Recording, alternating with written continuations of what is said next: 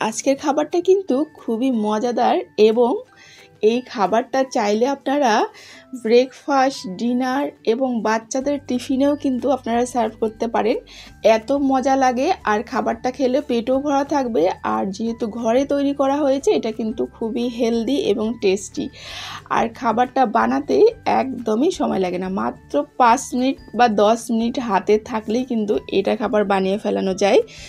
তো এখানে আমি নিয়েছি আটা নিয়েছি আমি 2 কাপ, কারণ আটা দিয়ে বানালেই বেশি হেলদি হয়।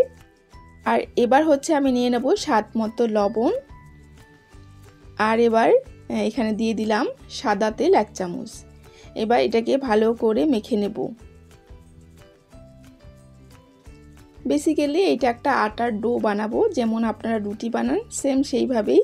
এখন আমি উষ্ণ গরম জল এখানে ঢেলে দেব। প্রথমে একটুখানি ঢেলে দিলাম, দিয়ে একটু মেখে নিলাম। অল্প অল্প করে জল দিয়ে ডোটা তৈরি করলে খুবই ভালো হয়। একদম পারফেক্ট, খুব সুন্দর হয়েছে। এই দেখুন একদম সফট। এটাকে আমি সাইডে একটু রেস্ট করতে দেব। এবার আমি এর ভিতরের খুব সুন্দর একটা পুর তৈরি করব। খুবই সামান্য পরিমাণে এখানে সর্ষের তেল দিয়েছি,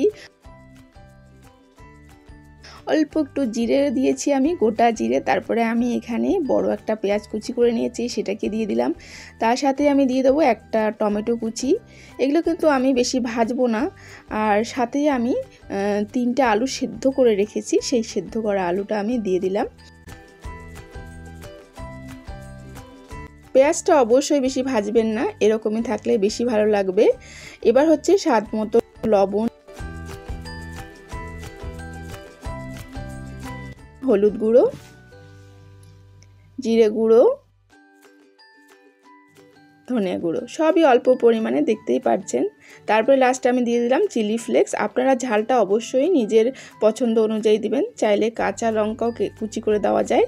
এবার হচ্ছে আমি দিয়ে দিলাম এখানে হচ্ছে শিমলা মির্চ, এটা কালারের জন্য। আর এবার 1 বাটি আমি দিয়ে দিলাম ধনে পাতা কুচি।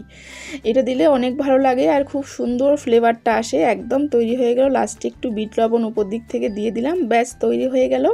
এবার হচ্ছে আটার ডোটা নিয়ে নিলাম। এবার একটু বড় সাইজের আমি রুটি বেলে নেব, যেরকম আমরা রুটি বেলি ঠিক সেইভাবেই রুটি বেলে নেব। আর এইভাবে আটা মাখা থাকলে আর হচ্ছে এইভাবে পুরটা তৈরি করে যদি ফ্রিজে রাখা যায়, সকালে ঝটপট বানিয়ে যায়, যখনই ইচ্ছা তখনই কিন্তু এটা বানিয়ে ফেলা যায়। ডিনারের জন্য পারফেক্ট, ব্রেকফাস্টের জন্য, বাচ্চাদের জন্য তো খুবই একটা মজাদার টিফিন, কারণ বাচ্চাদের এটা খেলে পেটও ভরা থাকবে আর খুবই একটা হেলদি খাবার। অবশ্যই এটা কিন্তু আপনারা ট্রাই করতে পারেন যদি ভালো লাগে।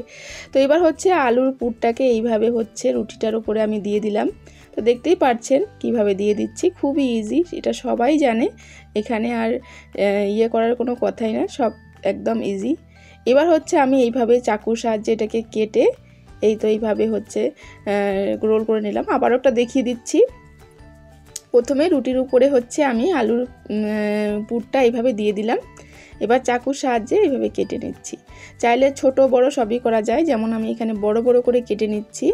তো এটা হচ্ছে বড় বড় করে কাটলে বড় বড় হবে, আর ছোট করে কাটলে ছোট ছোট হবে। তো বড় বড় করে কেটে নিয়ে হচ্ছে আমি এবার এটাকে একটুখানি বেলনা দিয়ে বেলে নেব।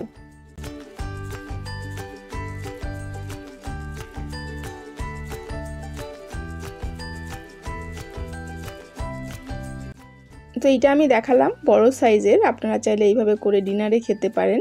তো ওই জন্যই বড় সাইজের আমি করলাম। বড় সাইজের মানে বড় বড় করে কাটলেই বড় সাইজের হয়ে যায়। ব্যাস কি সুন্দর তৈরি হয়ে গেছে। এবার তাওয়া বসিয়ে দিয়েছি সামান্য পরিমাণে, দেখতে পাচ্ছেন অল্প একটু সাদা তেল আমি দিয়ে দিলাম, দিয়ে তেলটাকে হিট করে নেব। এবার হচ্ছে একে একে আমি ভেজে নেব।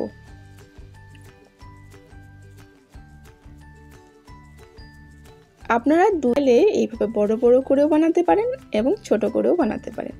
তো দেখুন কি সুন্দর, খুব সহজেই একদম হয়ে যাচ্ছে। তো সুন্দরভাবে একটু সিম না মিডিয়াম ফ্লেমে রেখে এটাকে একটু চেপে চেপে ভেজে নিতে হবে। ঝটপট কি সুন্দর তৈরি হয়ে গেল দেখুন। একদম ভিতরে হচ্ছে একদম পুরে ভরা আলুর, আর উপরটা কি সুন্দর হয়েছে।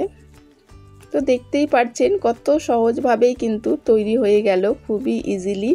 এইটা আপনারা এখন সার্ভ করতে পারেন আচারের সঙ্গে, টক দইয়ের সঙ্গে বা সসের সঙ্গে, সব কিছুর সঙ্গে এটাকে সার্ভ করা যায়। তো এইভাবে গরম গরম বানিয়ে রাতে ডিনারের জন্য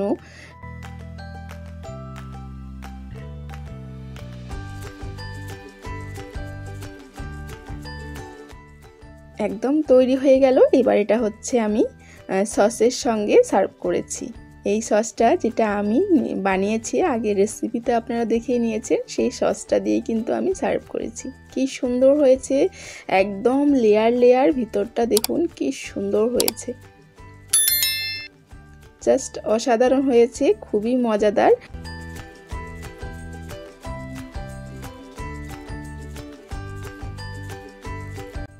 এবার আমি হচ্ছে আর একটা রুটি ছোট ছোট করে বানিয়ে দেখাচ্ছি। তো ছোট ছোট করে আমি কেটে নিয়েছি, আলুর পুরটাও একটু পাতলা করে দিয়েছি, আর ছোট ছোট করে কেটে নিয়ে এই যে এইভাবে আমি হাতের মধ্যেই চেপে চেপে বানাবো। এইটা আর বেলতে হয় না, ছোট করে বানালে এইভাবে হাতের মধ্যে চেপে চেপে বানালেও কিন্তু হয়ে যায়। তো এইভাবে ছোট ছোট করে বানিয়ে কিন্তু বাচ্চাদের টিফিনে দিলে খুবই ভালো হয়, বাচ্চারা তাড়াতাড়ি জলদি খেতে পারবে। তো এইভাবে কিন্তু ছোট ছোট করেও বানিয়ে বাচ্চাদেরকে দিতে পারেন। তো দুটো পদ্ধতি আপনাদের দেখিয়ে দিলাম, আপনাদের যেটা ভালো লাগবে সেটা অবশ্যই ট্রাই করতে পারেন। এই তো আমার অনেকগুলোই তৈরি করা হয়ে গেছে। এবার হচ্ছে আমি সেম ওইভাবেই ভেজে নেব।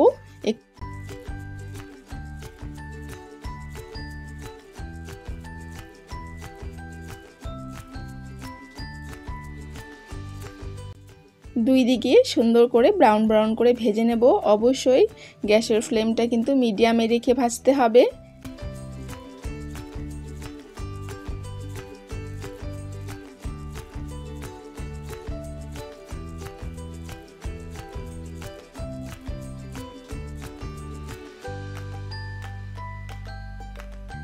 ছোট করে বানিয়ে অবশ্যই টিফিন বক্সে দিলে খুবই ভালো হয়, বা বাচ্চাদের সন্ধ্যার টিফিনেও কিন্তু দারুণ মজা হয়।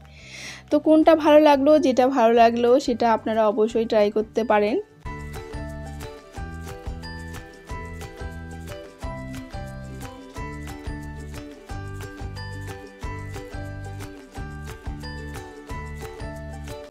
তো দেখুন কি সুন্দরভাবে একদম ঝটপট তৈরি হয়ে গেল।